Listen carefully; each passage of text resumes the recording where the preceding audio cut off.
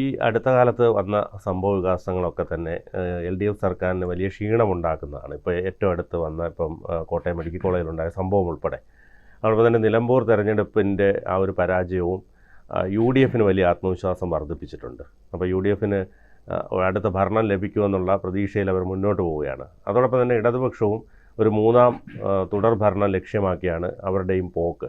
പക്ഷേ ഇനി അങ്ങോട്ട് ഭരണവിരുദ്ധ വികാരം വളരെയധികം വർദ്ധിച്ചു വരുന്നൊരു സാഹചര്യമാണ് നമുക്ക് ഈ നിലമ്പൂർ ഇലക്ഷനിലൂടെ കാണാൻ കഴിയുന്നത്. അതോടൊപ്പം ഓരോ ആരോഗ്യരംഗത്തൊക്കെ നടക്കുന്ന സംഭവവികാസങ്ങളും ഒക്കെ തന്നെ. അപ്പോൾ എങ്ങനെയായിരിക്കും ഇനി അങ്ങോട്ട് അടുത്ത നിയമസഭാ തെരഞ്ഞെടുപ്പിൽ UDF ആയിരിക്കുമോ അല്ലെങ്കിൽ LDF ആയിരിക്കുമോ എന്ന് നമുക്കൊന്ന് പ്രവചിക്കാൻ കഴിയുമോ? ഈ പ്രവചനങ്ങൾ അസാധ്യമാക്കുന്ന ഒരു ജനതയാണ് കേരളീയന്. മലയാളിയെ വിശ്വസിക്കാൻ കൊള്ളൂല ഈ കാര്യത്തിലെങ്കിലും. കാര്യം എന്താണെന്ന് വെച്ചാൽ ഏത് ഇലക്ഷനിലും ബിനു ശ്രദ്ധിച്ചിട്ടുണ്ടാവും, മലയാളത്തിൻ്റെ ട്രെൻഡ് മാറാൻ, കേരളത്തിൻ്റെ ട്രെൻഡ് മാറാൻ 2 ആഴ്ച മതി. എന്തൊക്കെ നിങ്ങൾ ഗവൺമെൻറ്റിന് ഇപ്പോൾ ഗവൺമെൻറ് അനുകൂലമായി ഒരു ട്രെൻഡ് ഉണ്ടെന്ന് വിചാരിച്ചു, അവസാനത്തെ മാസം എന്തെങ്കിലും ഒരു വൈകാരികമായ ഇഷ്യൂ ഉണ്ടായ അട്ടിമറിയും. അതാണ് കേരളത്തിൻ്റെ ഒരു മനസ്സ്. വളരെ ദുർബലനാണ് മലയാളി. അങ്ങനെ ഒരു അപകടമുണ്ട്. അതുകൊണ്ട് ഇപ്പോൾ ഇറ്റ്സ് ടു ഏർലി എന്ന് പറയാം. അല്ലെങ്കിൽ ഇപ്പോൾ മലയാളത്തിൻ്റെ ഒരു ട്രെൻഡ് പ്രവചിക്കാനുള്ള ഒരു കേരളം ആയതുകൊണ്ട് ഞാൻ പറയും, ആൾ ഇന്ത്യ തലത്തിൽ നമുക്ക് വേണമെങ്കിൽ പ്രവചനങ്ങൾ നടത്താൻ പറ്റും. കേരളത്തിൻ്റെ ഒരു 3ാം പിണറായി ഭരണത്തെ ഇടതുപക്ഷം പ്രതീക്ഷിക്കുന്നുണ്ട്.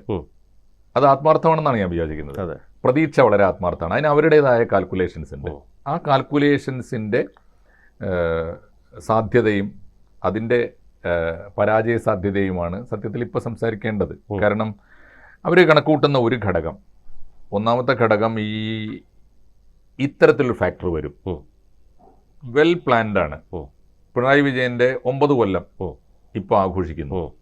10ാമത്തെ കൊല്ലം നോക്കിക്കോളൂ, ജനപ്രിയമായ ഒരുപടി പദ്ധതികൾ, അത് PR ഗ്രൂപ്പുമായിട്ടും അവരുടെ ഒരുപാട് ഏജൻസികളുമായിട്ടും ഒക്കെ ആലോചിച്ചിട്ട് ഒരു IAS ഉദ്യോഗസ്ഥന്മാരുടെ ഒരു സമിതി പോലും ഉണ്ട്. കേരളത്തിന്റെ വികസന നയം തീരുമാനിക്കുന്നത് ഇപ്പോൾ കമ്മ്യൂണിസ്റ്റ് പാർട്ടി, ഇടതുപക്ഷ മുന്നണിയോ ഒന്നുമല്ല.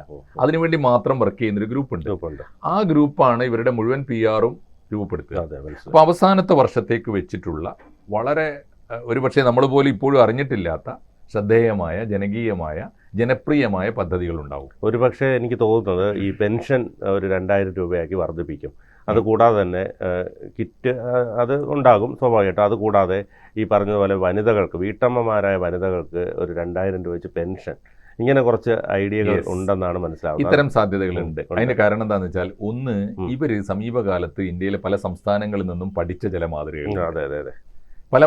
പലയിടത്തും ഇതിപ്പോ തെലങ്കാന ഇലക്ഷനിൽ നടന്നിട്ടുണ്ട്, കർണാടക ഇലക്ഷനിൽ വന്നിട്ടുണ്ട്, തമിഴ്നാട് ഇലക്ഷനിൽ, ഇതൊക്കെ ഇവർ പഠിക്കുന്നുണ്ട്, ബംഗാളിൽ പഠിക്കുന്നുണ്ട്. അപ്പോൾ ഇന്ത്യയിലൊട്ടാകെ ഈ ജനപ്രിയ പദ്ധതികൾ അവസാന നിമിഷം നടപ്പാക്കി വോട്ട് വാങ്ങുന്ന രീതിയുണ്ട്. അത് ജനാധിപത്യത്തിന് ദീർഘകാലത്തിൽ അതുകൊണ്ട് ഗുണമുണ്ടാവും എന്നുള്ളതൊക്കെ രണ്ടാമത്തെ കാര്യം. പക്ഷേ ഇവർ തന്നെ അനുഭവത്തിൽ നിന്ന് പഠിച്ചത്, ഒരു മഹാദുരന്തം വന്നപ്പോൾ കിറ്റ് കൊടുത്തതിനെ പലരും പരിഹസിച്ചെങ്കിലും വോട്ടായി മാറിയിട്ടുണ്ട്. അത് വസ്തുതയാണ്. അപ്പോൾ ഒന്നാമത്തെ കാര്യം, അവസാനത്തെ വർഷം നടപ്പാക്കാൻ പോകുന്ന ജനകീയ പദ്ധതികൾ അല്ലെങ്കിൽ ജനപ്രിയ പദ്ധതികൾ കൊണ്ട് ജയിച്ചു കളയാമെന്ന പ്രതീക്ഷയുണ്ട്. ഒന്ന്. അതുകൊണ്ട് അതുവരെ ഉണ്ടാകുന്ന ഇൻക്യുംബൻസിയെ, ഈ ആൻറ്റി ഇൻക്യുംബൻസിയെ മുഴുവനും മുറിച്ചു കടക്കാം. അതാണ് ഒന്നാമത്തെ കാര്യം. രണ്ടാമത്, കേരളത്തിലെ മുഖ്യ എതിരാളി UDF ആണ്.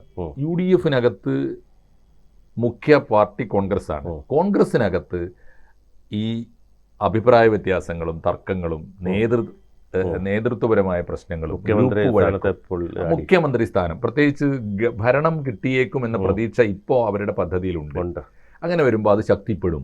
അത് വോട്ടാക്കി മാറ്റാം, നെഗറ്റീവ് വോട്ട് കൊണ്ട് ജയിച്ചു കളയാമെന്നതാണ് രണ്ടാമത്തെ ഒരു പ്രശ്നം. മൂന്നാമത്തെ ഒന്ന്, ഇവര് UDFൽ നിന്ന് എത്രയോ കാലമായി നടത്തിക്കൊണ്ടിരിക്കുന്ന ചില പ്രവർത്തനങ്ങളുണ്ട്. UDFൽ നിന്ന് കക്ഷികളെ അടർത്തിയെടുക്കുക, അതാണ് മൂന്നാമത്തെ കാര്യം. അപ്പോൾ അതിൽ കേരള കോൺഗ്രസ് എമ്മിനെയാണ് കഴിഞ്ഞ തവണ അവർക്ക് കിട്ടിയത്. ഇത്തവണ അവർ പ്രതീക്ഷിക്കുന്നതും പിന്നാലെ നടക്കുന്നതും മുസ്ലിം ലീഗിനെയാണ്. അപ്പോൾ മലബാറിലെ സീറ്റ് ബലത്തിൽ വലിയ മാറ്റം വരുത്താൻ പറ്റും. ഒന്ന്. നാലാമത്തെ ഒരു പ്രധാനപ്പെട്ട കാര്യം, ഒരുപക്ഷെ ഏറ്റവും പ്രധാനപ്പെട്ട കാര്യം, കേരളത്തിലെ ഈ കമ്മ്യൂണിറ്റി ബാലൻസ് ഉണ്ട്. അപ്പോൾ LDFന്റെ പ്രധാനപ്പെട്ട വോട്ട് ബാങ്ക് ഇവിടുത്തെ ഹിന്ദു സമൂഹത്തിലെ ഈഴവ കമ്മ്യൂണിറ്റി ആയിരുന്നു. അത് വലിയ തോതിൽ ഇപ്പോൾ ഈ ന്യൂനപക്ഷ പ്രീണനത്തിൻ്റെ പേരിൽ കഴിഞ്ഞ ലോക്സഭാ ഇലക്ഷൻ നഷ്ടപ്പെട്ടു എന്ന് അവർ കാണുന്നുണ്ട്. ബി ജെ പിയിലേക്ക് പോയിട്ടുണ്ട്. അപ്പോൾ അത് തിരിച്ചു പിടിക്കാനുള്ള പദ്ധതികൾ ആവിഷ്കരിക്കുന്നുണ്ട്. തിരിച്ചു പിടിക്കാനുള്ള പദ്ധതികൾ കൃത്യമായും ഒരു ന്യൂനപക്ഷ, പ്രത്യേകിച്ച് ഈ മുസ്ലിം കമ്മ്യൂണിറ്റിയെ പ്രീണിപ്പിക്കുന്നു ഇടതുപക്ഷം, അനാവശ്യമായി പ്രീണിപ്പിക്കുന്നു. സത്യത്തിൽ ആനുകൂല്യങ്ങൾ കൊടുത്തിട്ടല്ല, കൊടുക്കുന്നു എന്ന പ്രതീതിയെങ്കിലും ഉണ്ടാക്കുന്നു. അത് വലിയ അപകടം ഉണ്ടാക്കി. അത് തിരിച്ചിടാൻ ആ ഒരു നയം തിരിച്ചു പിടിച്ചിട്ട് ഈ ഒരു മുസ്ലിം കമ്മ്യൂണിറ്റിയെ കൂടി രൂക്ഷമായി വിമർശിക്കുന്ന ഒരു നിലപാടിലേക്ക് അവർ വരുന്നുണ്ട്. ആശയതലത്തിലാണ്. അവസാനത്തെ ഒരു ഘടകം കൂടി ഞാൻ പറയുന്നത് ഇത് ഇപ്പോൾ LDFിൻ്റെ പ്രതീക്ഷകളാണ്. അവസാനത്തെ ഒരു ഘടകം, ഒരു പക്ഷേ അപകടം പിടിച്ചൊരു ഘടകം, അതുമല്ലെങ്കിൽ നമുക്ക് ഇപ്പോഴും കൃത്യമായും പറയാൻ പറ്റാത്തൊരു ഘടകം, BJPക്ക് ദേശീയ തലത്തിൽ ശരിയായൊരു രാഷ്ട്രീയം കേരളത്തിൽ ഉണ്ടാവാൻ സാധ്യതയുണ്ട്. അതെന്താണ്? ദേശീയ തലത്തിൽ അവരുടെ ശത്രു കോൺഗ്രസ്സാണ്. കോൺഗ്രസിനെ ഇല്ലായ്മ ചെയ്യാൻ ഒരു ടേം കൂടി തീർച്ചയായിട്ടും ഇടതുപക്ഷം ഭരിക്കുന്നതാണ് നല്ലത്. കാരണം രണ്ട് കാര്യങ്ങൾ സംഭവിക്കും. ഒന്ന്, പിണറായി വിജയനെ പോലെ ഒരാളെ ഭരിക്കുന്നതെങ്കിൽ അദ്ദേഹത്തിന് ജനാധിപത്യ സ്വഭാവം ഇല്ലാത്തതുകൊണ്ട് ഇടതുപക്ഷം തകരാൻ ഒരുപക്ഷെ ആ ടേമിന്റെ ഭരണം മതിയാവും. രണ്ടാമത്, ഇനി ഒരിക്കൽ കൂടി ഭരണമില്ലാത്ത ഒരവസ്ഥ കോൺഗ്രസിനും UDFിനും പ്രതീക്ഷിക്കാൻ പോലും പ്രത്യേകിച്ച് ലീഗിന് ഭരണത്തിന് വേണ്ടി മാത്രം, ഭരണം കൊണ്ട് മാത്രം നിലനിൽക്കുന്ന പാർട്ടികളാണ്. അപ്പോൾ അങ്ങനെ ഒരു അജണ്ട തീർച്ചയായിട്ടും BJPക്ക് ഉണ്ടായാൽ അതിനെ കുറ്റപ്പെടുത്താൻ പറ്റില്ല. മികച്ച നേതാക്കളെ UDFിൽ നിന്നും അല്ലെങ്കിൽ കോൺഗ്രസിൽ നിന്നും BJPക്ക് കിട്ടുകയും ചെയ്യും തീർച്ചയായിട്ടും. അപ്പോൾ BJP അത് പ്രതീക്ഷിക്കുന്നുണ്ട്. അപ്പോൾ BJP ഇതിൻ്റെ രണ്ട് മുന്നണികളായി ചേരി തിരിഞ്ഞു നിൽക്കുന്ന കേരളത്തിൻ്റെ ഈ രണ്ട് മുന്നണികളെയും ഒറ്റ വെട്ടുകൊണ്ട് തകർക്കാനുള്ളൊരു നീക്കം അങ്ങനെ നടത്തിയാൽ അത് രണ്ടും തകർന്നു പോകുമ്പോൾ തീർച്ചയായിട്ടും ഭൈമീകാമുകന്മാരും അധികാര കൊതിയന്മാരും ഒക്കെ ആളുകൾ BJP അല്ലാതെ വേറെ ഓപ്ഷൻ ഇല്ല. അപ്പോൾ ഈ അജണ്ടകളൊക്കെയാണ് ഇപ്പോൾ LDFിൻ്റെ ഭാഗത്തുനിന്നുള്ളത്. ഇനി ഇതിൻ്റെ റിസൾട്ട് എന്തായിരിക്കും? ഇപ്പോഴത്തെ നമ്മുടെ അനാലിസിസ് നടത്തേണ്ടത് ആ ഒരു ഘട്ടത്തിലാണ്, ഈ ഘടനാപരമായൊരു തലത്തിലാണ്. ഒന്നാമത്തെ തലം, കോൺഗ്രസിലെ അധികാരത്തെ മുൻനിർത്തിയുള്ള വിഭാഗീയത മുമ്പെങ്ങുമില്ലാത്ത വിധം അവസാനിച്ചിട്ടുണ്ട്. അവസാനിച്ചു എന്ന് ഞാൻ പറയുന്നില്ല, അവസാനിച്ചതായ ഒരു പ്രതീതിയെങ്കിലും ഉണ്ട്. ഇപ്പം നിലമ്പൂർ ഇലക്ഷനിൽ ഞാൻ കണ്ടത്, ആര്യാടൻ മത്സരിച്ച കാലത്തൊക്കെ മനസ്സുകൊണ്ട് എന്തായിരുന്നാലും സജീവമായി പ്രവർത്തിക്കാൻ മുസ്ലിം ലീഗ് ഉണ്ടായിരുന്നില്ല.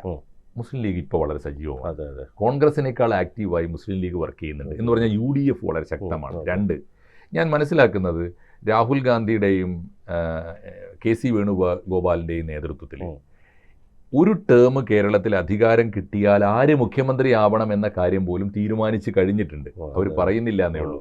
ആ തീരുമാനം അറിയാതെയാണ് ഒരു പക്ഷേ രമേശ് ചെന്നിത്തല ഇടയ്ക്കൊക്കെ ഈ ആവശ്യമില്ലാത്ത ക്യാപ്റ്റൻ എന്നൊക്കെ വിമർശനം ഉയർത്തുന്നത്. ഞാൻ മനസ്സിലാക്കുന്നത് രമേശ് ചെന്നിത്തല ഒരു തവണ മുഖ്യമന്ത്രി ആയാൽ പോലും ക്ഷമയോടെയും സഹനത്തോടെയും പണിയെടുക്കാൻ VD സതീശൻ തയ്യാറായിരിക്കുന്നു പാർട്ടിക്ക് മുമ്പിൽ എന്നാണ് ഞാൻ മനസ്സിലാക്കുന്നത്. അതുകൊണ്ട് കോൺഗ്രസിൻ്റെ നെഗറ്റീവ് വോട്ട്, മുന്നണിയിലെ ശൈഥില്യം, ഈ മുന്നണിയിൽ നിന്ന് മുസ്ലിം ലീഗിനെ ഉൾപ്പെടെ അടർത്തിയെടുക്കാം സാധ്യമല്ലാത്ത അവസ്ഥ വന്നിട്ടുണ്ട്. കോൺഗ്രസിലെ അനൈക്യം അതൊരു വിദൂര സ്വപ്നം മാത്രമായി മാറിയിട്ടുണ്ട്. വേറൊന്ന്, ഈ നയമുണ്ടല്ലോ, BJP ഭൂരിപക്ഷത്തിൻ്റെ വോട്ട് നഷ്ടപ്പെടും എന്ന കാരണം കൊണ്ട് ന്യൂനപക്ഷത്തെ പണ്ട് പ്രീണിപ്പിച്ചിരുന്നതിന് പകരം പ്രകോപിപ്പിച്ചു കളയാം. അതും വലിയ അപകടമുണ്ടാകും. ന്യൂനപക്ഷത്തെ പ്രത്യക്ഷത്തിൽ പ്രകോപിപ്പിക്കുമ്പോൾ ദേശീയ തലത്തിൽ ഈ ന്യൂനപക്ഷങ്ങളൊക്കെ ഹിന്ദുത്വത്തെ വലിയ ഭീഷണിയായിട്ട് കാണുന്നുണ്ട്. സംഘപരിവാറിന് അവർക്കെതിരായി ഒന്നിക്കാനുള്ള ഒരു ഐക്യത്തിൻ്റെ ഗുണം ആർക്കാണ് കിട്ടുക? ദേശീയ തലത്തിൽ കോൺഗ്രസേ ഉള്ളൂ. അതുകൊണ്ട് അതിൻ്റെ ആനുകൂല്യം കൂടി UDFിന് വരാനാണ് സാധ്യത. ഇവരുടെ കണക്ക് തെറ്റാനാണ് സാധ്യത. 4, അടുത്ത ഘടകം, BJPയുമായി ഒരു ധാരണയ്ക്ക് BJP പ്രത്യക്ഷമായി, കാരണം BJP ഏതാനും സീറ്റുകളിൽ അവർക്ക് ജയിക്കാനും എന്നിട്ടൊരു നല്ല ഫൗണ്ടേഷൻ ഉണ്ടാക്കാനും ആ സമയത്ത് ഒരു ടേം കൂടി പിണറായി വിജയൻ തന്നെ ഭരിച്ചിട്ട് കളമൊരുക്കാനും ഉള്ള ഒരു അജണ്ട BJP സ്വീകരിച്ചാൽ ആ ഒരൊറ്റ കാരണം കൊണ്ട് ഇവർക്ക് രണ്ടു കൂട്ടർക്കും മനസ്സിലാവാത്തത് കേരളത്തിൻ്റെ ഒരു സെക്യുലർ ഫാബ്രിക്കാണ്. അതിനെ അത് അപായപ്പെടുത്തും. അതുകൊണ്ട് എന്താണെന്ന് വെച്ചാൽ BJPയും ഇടതുപക്ഷവും തമ്മിൽ എന്തെങ്കിലും ധാരണയുണ്ട് എന്നൊരു പ്രതീതി ഉണ്ടായാൽ വലിയ തിരിച്ചടി ഉണ്ടാവുകയും UDFിന് അനുകൂലമായി വരികയും ചെയ്യും. അതുകൊണ്ട് ഇപ്പോഴത്തെ ഒരു പ്രവചനം, ഇപ്പോഴത്തെ ഈ നമ്മൾ രണ്ട് മുന്നണികളും സ്വീകരിക്കുന്ന രാഷ്ട്രീയ നയപരിപാടികളുടെ അടിസ്ഥാനത്തിൽ ഒരു വിശകലനത്തിലേക്ക് ഇപ്പോൾ പോയാൽ അവരുടെ തന്നെ ചെയ്തിയുണ്ട്, ഇടതുപക്ഷത്തിൻ്റെ തന്നെ കണക്കുകളുടെ തെറ്റുമുണ്ട്, അവരുടെ തന്നെ പ്ലാനിൻ്റെയും പദ്ധതിയുടെയും ഭാവനയുടെയും അപാകത കൊണ്ട് UDF വരാൻ സാധ്യതയുണ്ട്. ഇപ്പോഴത്തെ ഒരു കണക്കിലെന്ന് പറയുന്നത്. അതിൻ്റെ ഏറ്റവും ഒടുവിലത്തെ ഒരു സൂചനയാണ്. ഇപ്പോൾ നിലമ്പൂർ ഇലക്ഷനിൽ ആര് ജയിച്ചു എന്നല്ല, നിലമ്പൂർ ഇലക്ഷനിൽ എന്താ സംഭവിച്ചത്? നിലമ്പൂരിൽ ഇപ്പോൾ ഇടതുപക്ഷത്തിന് ആത്മവിശ്വാസം, കോൺഗ്രസിന് പ്രത്യേകിച്ച് ആത്മവിശ്വാസം ഉണ്ടാക്കേണ്ട കാര്യമൊന്നുമില്ല. അവരുടെ സീറ്റാണ്. വോട്ട് കൊണ്ട്, സ്വന്തം വോട്ട് കൊണ്ട്, പൊളിറ്റിക്കൽ വോട്ട് കൊണ്ട് ജയിക്കാമെങ്കിൽ UDF ജയിക്കൂ. ഇന്നല്ല എന്നും, എല്ലാ കാലത്തും അങ്ങനെയാണ്. അത്രയേറെ മാറ്റം അവിടെ വന്നിട്ടില്ല. ഈ സാക്ഷാൽ കെ കുഞ്ഞാലിയാണ് അവിടുത്തെ ആദ്യത്തെ MLA. കുഞ്ഞാലി MLA ആയിരിക്കുമ്പോൾ വെടിയേറ്റ് മരിച്ചിട്ട് കുഞ്ഞാലിയെ കൊന്നത് കോൺഗ്രസ് ആണ് എന്ന് ആർത്ത് വിളിച്ച് നടന്ന ഇലക്ഷനിൽ പോലും കോൺഗ്രസ് അവിടെ ജയിച്ചത്. പിന്നെ ഒരു കാര്യം, ഈ അൻവർ 20,000 വോട്ട് പിടിച്ചിട്ട് പോലും ആര്യാടൻ ഷൗക്കത്തിന്റെ ഭൂരിപക്ഷം കുറയ്ക്കാൻ കഴിഞ്ഞില്ല. അതൊരു വലിയ, അതിന്റെ പ്രധാനപ്പെട്ട കാര്യം എന്താണെന്ന് വെച്ചാൽ അൻവറിനെ ഇവര് ജീവിതത്തിൽ, ചരിത്രത്തിൽ കാണിച്ച വലിയ മഹാപരാധങ്ങളിലൊന്നാണ് അൻവർ. അൻവർ ഒരു കൾച്ചറാണ്. ഒരിക്കലും രാഷ്ട്രീയ നൈതികതയുള്ള ഒരു പാർട്ടിക്ക് അത് സ്വീകരിക്കാൻ പാടില്ലാത്തതാണ്. അൻവർ ചെയ്തത് എന്താണെന്ന് വെച്ചാൽ ഇടതുപക്ഷത്തിന്റെ 2 തവണ MLA ആയി. അദ്ദേഹത്തിന് വോട്ടുകൾ പർച്ചേസ് ചെയ്തിട്ട് ജയിച്ചത് തീർച്ചയായിട്ടും കോൺഗ്രസിലെ വിഭാഗീയത കൊണ്ട്. ആര്യാടൻ ഷൗക്കത്ത് ആദ്യം മത്സരിക്കുമ്പോൾ VV പ്രകാശും കൂട്ടരും എതിരാണ്. VV പ്രകാശും മത്സരിക്കുമ്പോൾ ഷൗക്കത്തും കൂട്ടരും എതിരാണ്. അതുകൊണ്ട് മാത്രമാണ് ജയിച്ചത്. പക്ഷെ ജയിച്ച് കയറിയിട്ട് കഴിഞ്ഞ 9 കൊല്ലം കൊണ്ട് 8 കൊല്ലം കൊണ്ട് ഇദ്ദേഹം അൻവർ ചെയ്തത് പൊളിറ്റിക്കൽ വോട്ടുകളെ ഫ്യൂഡൽ വോട്ടുകളാക്കി മാറ്റുകയാണ്. ഞാൻ അമ്പുക്ക എന്നാണ് പറയുക, ഞാൻ ചെയ്തു തരാം, ഞാൻ ചെയ്തു. മാത്രമല്ല വോട്ടിന് കാശ് കൊടുക്കുമ്പോൾ പോലും പലയിടത്തും പറഞ്ഞത്, ഓർത്തിരിക്കണം, നിങ്ങൾ ആർക്ക് വോട്ട് ചെയ്യുന്നു എന്ന് അറിയാൻ പോലും അമ്പുക്കാക്ക് സൗകര്യമുണ്ട് കേട്ടോ, ഇവിടെ ജീവിച്ചു പോകണമല്ലോ.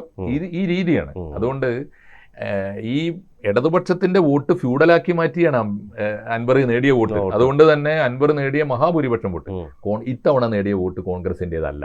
ഉണ്ടെങ്കിൽ തന്നെ ചെറിയൊരു ശതമാനം, 20,000-ൽ കൂടി വന്ന ഒരു 2,000-3,000 വോട്ട് മാത്രമേ കോൺഗ്രസിൽ നിന്ന് പരമ്പരാഗത വോട്ട് അൻവർ പിടിച്ചിട്ടുള്ളൂ. ബാക്കി 17 LDFന്റെ രാഷ്ട്രീയ വോട്ടുകളെ ഫ്യൂഡലാക്കി മാറ്റി. അതാണ് ഇടതുപക്ഷത്തിന്റെ പരാജയം അവിടെ. അതുകൊണ്ട് ഇടതുപക്ഷത്തിന് ഇപ്പോൾ പ്രത്യേകിച്ച് കോൺഗ്രസിന് അവിടെ ആത്മവിശ്വാസത്തിൽ വലിയ കാര്യമൊന്നുമില്ല.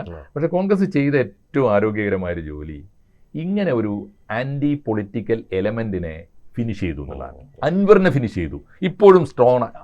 നമ്മൾ VD സതീശനെ അഭിനന്ദിക്കേണ്ട ഒരു കേസാണ്. VD സതീശൻ വളരെ സമർത്ഥമായിട്ട് ചെയ്തു. സതീശൻ ഇപ്പോഴും ആ നിലപാട് അടുത്ത നിയമസഭാ തെരഞ്ഞെടുപ്പ് വരെ സൂക്ഷിച്ചാൽ UDFന് അതും ഗുണം ചെയ്യും. കൃത്യമാണ് ആ നിലപാട്. ജനങ്ങളത് ആഗ്രഹിക്കുന്നുണ്ട്. അതാണ്. അപ്പോൾ അതുകൊണ്ട് ഈ ഒടുവിൽ കണ്ട ഒരു കാര്യം പറയാനാണ് പറഞ്ഞ നമുക്ക് അവസാനിപ്പിക്കാം. ഞാൻ പറഞ്ഞത് ഒടുവിലത്തെ ഞാൻ നിലമ്പൂർ തെരഞ്ഞെടുപ്പിൽ ഇടതുപക്ഷത്തിൻ്റെ പരാജയമെന്ന് ഞാൻ വിശ്വസിക്കുന്നില്ല. UDF ജയിക്കേണ്ട UDFൻ്റെ മണ്ഡലമാണ്. അവിടെ സ്വരാജ് തോറ്റു എന്നുള്ളതുകൊണ്ട് 2 കാരണം കൊണ്ടാണ് തോറ്റത്. സ്വരാജ് അവിടെയല്ല മറ്റെവിടെയായിരുന്നെങ്കിൽ പക്ഷേ ജയിച്ചേനെ. നാട്ടുകാർക്ക് സ്വരാജിനെ അറിയാം. രാഷ്ട്രീയം വ്യക്തിപരം കൂടിയാണല്ലോ. വളരെ അടുത്ത് ഒരാളുടെ ഗുണദോഷങ്ങൾ അറിയാവുന്നൊരു മണ്ഡലത്തിൽ പോയി നിന്നാൽ, ചെറുപ്പം തൊട്ടേ അറിയാവുന്നൊരു മണ്ഡലത്തിൽ ആർക്ക് വോട്ട് ചെയ്താലും നിലമ്പൂരിലെ ഇടതുപക്ഷക്കാർ, പ്രത്യേകിച്ച് CPMന്റെ പ്രവർത്തകന്മാർ ആണ് സ്വരാജിനെ തോൽപ്പിച്ചത്. ഒരു ഘടകം സ്വരാജാണ് അവിടുത്തെ ഒരു ഘടകം. രണ്ടാമത്തെ ഒരു ഘടകം, ഇപ്പോൾ ഞാൻ ആ തെരഞ്ഞെടുപ്പിലെ പരാജയം എന്ന് കാണുന്നത് ആ തെരഞ്ഞെടുപ്പിൽ തോറ്റു എന്നതല്ല, തെരഞ്ഞെടുപ്പിൽ ഇടതുപക്ഷത്തിന്റെ കണക്ക് തെറ്റിയെന്നാണ്. ബിനുവിന് ഓർമ്മയില്ലേ, ഇടതുപക്ഷത്തിന്റെ കണക്ക് കണ്ടിരുന്നു? 1800 വോട്ട്, 1813 എന്തോ കൃത്യമായ കണക്ക്. പാർട്ടിയുടെ ബൂത്ത് തലത്തിൽ നിന്നുള്ള നേതാക്കൾ കൊണ്ടുപോയി എടുത്ത കണക്കാണ്. ഒരു കാലത്തും ഇടതുപക്ഷത്തിന് കണക്ക് തെറ്റാറില്ല. തെറ്റി തുടങ്ങിയിട്ട് കുറച്ച് കാലമായി. നിലമ്പൂർ അത് പൂർണ്ണമായി. ഞാൻ വിചാരിക്കുന്നത് സ്വന്തം ബൂത്തിൽ എന്ന് പറഞ്ഞാൽ ഇപ്പോൾ ഈ അങ്ങാടിപ്പുറം തൊട്ട് നിലമ്പൂർ മണ്ഡലത്തിലെ ഓരോ റെയിൽവേ സ്റ്റേഷനിലും സ്വരാജിനെ സ്വീകരിക്കാൻ, അതൊരു ഷോ ആയിരുന്നു. സ്വരാജ് അതിന്റെ 1/2 മണിക്കൂർ മുമ്പ് പോയതാ. ആനയിക്കാൻ വേണ്ടി കൊണ്ടുവന്ന ആ ഷോ ഉണ്ടല്ലോ, ആ ഷോയിൽ ഞാൻ കണ്ടതാണ് ഓരോ റെയിൽവേ സ്റ്റേഷനിലും തടിച്ചുകൂടിയ പാർട്ടി കാഡേഴ്സ്, പാർട്ടി സഖാക്കൾ, അവർ വോട്ട് ചെയ്താൽ ജയിക്കും. ജയിച്ചിട്ടില്ല. അപ്പൊ എന്ന് വെച്ചാൽ കാഡേഴ്സൊക്കെ പാർട്ടി കോട്ട അനുസരിച്ച് പോയി നിന്നു കൊടുത്തു, സിന്ദാബാദ് വിളിച്ചു, ഒക്കെ ശരിയാണ്. പക്ഷെ വോട്ട് ചെയ്തില്ല. അപ്പൊ ഈ കണക്ക് തെറ്റി എന്നുള്ളതാണ് പ്രധാനം. അതുകൊണ്ട് അടുത്ത തെരഞ്ഞെടുപ്പിൽ വീണ്ടും പിണറായി വിജയൻ വരുമോ എന്ന ചോദ്യത്തിന് അവരാദ്യം തിരിച്ചറിയേണ്ട കാര്യം, ഏത് ഡാറ്റ വെച്ചാണോ അവർ കണക്ക് കൂട്ടുന്നത് ആ കണക്കുകൾ തെറ്റിയിരിക്കുന്നു എന്നുള്ളതാണ്. പാർട്ടി കൊടുക്കുന്ന കണക്ക് എങ്ങനെ വിശ്വസിക്കും? എന്താ അതിൻ്റെ അർത്ഥം? ഒരു ബൂത്ത് ഏജന്റ് അല്ലെങ്കിൽ ബൂത്തിലെ പാർട്ടി സെക്രട്ടറി കൊടുത്ത, booth level branch level committee secretary കൊടുത്ത കണക്ക് അവൻ്റെ വീട്ടിലെ വോട്ട് നിർണ്ണയിക്കാൻ പറ്റില്ല. ഭാര്യയും മക്കളും സ്വന്തം പാർട്ടിക്ക് വോട്ട് ചെയ്തുകൊണ്ടെന്നില്ല. പിണറായി വിജയന്റെ ബൂത്തിൽ BJPക്കാണ് ലീഡ്. ഓർമ്മയില്ലേ കഴിഞ്ഞ ലോക്സഭാ തെരഞ്ഞെടുപ്പിൽ? ഇതാണ് ചിത്രം. എന്ന് പറഞ്ഞാൽ കൂടെ നിൽക്കുന്നവൻ്റെ വോട്ട് കണക്കാക്കാൻ പറ്റാത്ത വിധത്തിൽ സഖാക്കളുടെ മനസ്സും സഖാക്കളുടെ വോട്ടും തമ്മിലുള്ള അന്തരം, അത് കണക്കാക്കുന്നതിലുള്ള ഭീകരമായ പരാജയമാണ് ഇടതുപക്ഷം ആദ്യം അഡ്രസ്സ് ചെയ്യേണ്ടത്. അതുകൊണ്ട് ഇവരുടെ ഡാറ്റ വെച്ച് കണക്ക് കൂട്ടുന്നത് വലിയ അബദ്ധമുണ്ടാക്കും. ജയിക്കണമെങ്കിൽ ഇപ്പറഞ്ഞ ഈ 5-6 ഇനങ്ങളുള്ള ഫോർമുലയുണ്ടല്ലോ, അത് മതിയാവില്ല. അതിനപ്പുറത്തുള്ള ഫോർമുലയിൽ കടക്കേണ്ടി വരും. നന്ദി. കൂടുതൽ വാർത്തകളും വിശേഷങ്ങളും നിങ്ങളിലേക്ക് എത്താൻ ABC മലയാളം സബ്സ്ക്രൈബ് ചെയ്യുക, ബെൽ ബട്ടണും അമർത്തുക.